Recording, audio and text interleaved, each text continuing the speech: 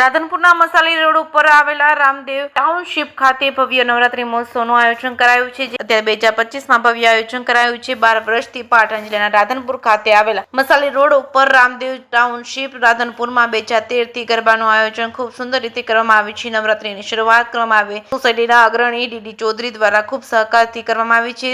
આજે પણ તેઓ સહકાર આપી સૌનો સહકારથી આયોજન કરી રહ્યા છે. હાલમાં પ્રમુખ તરીકે બાબુભાઈ આહિર અને મંત્રી તરીકે મોહનભાઈ સુથાર કાર્યરત છે. પ્રમુખ અને મંત્રી સોસાયટીના તમામ સભ્યોના સહકારથી ખૂબ સરસ આયોજન કર્યું છે. સાથે સાથે 9 દિવસ અલગ અલગ નાસ્તાનું આયોજન પણ દાતાના સહકારથી કરવામાં આવે છે. તેમજ દશેરાના દિવસે હવનનું આયોજન તેમજ હવનની પૂર્ણાહુતિ પછી સાંજે સામૂહિક ભોજન પ્રસાદનું સરસ મજાનું આયોજન કરાયું છે. સાથે આ સિવાય સોસાયટીમાં વૃક્ષારોપણ અને બીજા ધાર્મિક કાર્યક્રમો પણ કરવામાં આવે છે.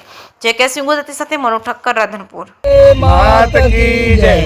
અમારી રામદેવ ટાઉનશીપમાં 2013થી જ્યારથી સોસાયટીની સ્થાપના થઈ ત્યારથી નવરાત્રિ મહોત્સવનું આયોજન થાય છે.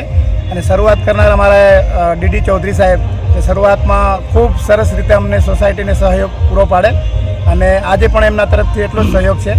સોસાયટીમાં અત્યારે અમારા પ્રમુખ તરીકે બાબુભાઈ આહિર છે.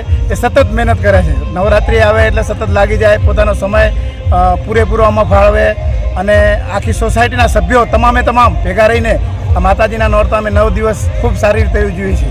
એમાં 9 દિવસમાં 9 દિવસ પ્રસાદના પણ દાતા હોય છે અને નાસ્તાના પણ દાતા હોય છે. 9 દિવસ સરસ મજાનો નાસ્તો તમામને કરાવીએ છીએ. કમસે કમ 401 જણા સંખ્યાને અમે નાસ્તો કરાવીએ છીએ દર વર્ષે. અને દર વર્ષે દશેરાનો જમણવાર પણ અમે રાખીએ છીએ. દાતા તરીકે જોઈએ એ પણ દાતા હોય અને સોસાયટી સૌ સંપીને અને સ્વચ્છતાનું પણ અમે એટલું ધ્યાન રાખીએ છીએ. અમારે ત્યાં નાસ્તાની ડીશો હોય કે બીજો કોઈ કચરો હોય તો અમે ટ્રેક્ટરની ટોલી રાખીએ છીએ અને એનો નિકાલ કરીએ છીએ. સાથે સાથે વૃક્ષારોપણનું પણ અમે કામ કરીએ જ છીએ. તમારું નામ? હવે મારું નામ મોહનભાઈ સુથાર. હું સોસાયટીમાં મંત્રી તરીકે છું અને અમારા બાજુમાં બાબુભાઈ આહિર સોસાયટીમાં પ્રમુખ તરીકે.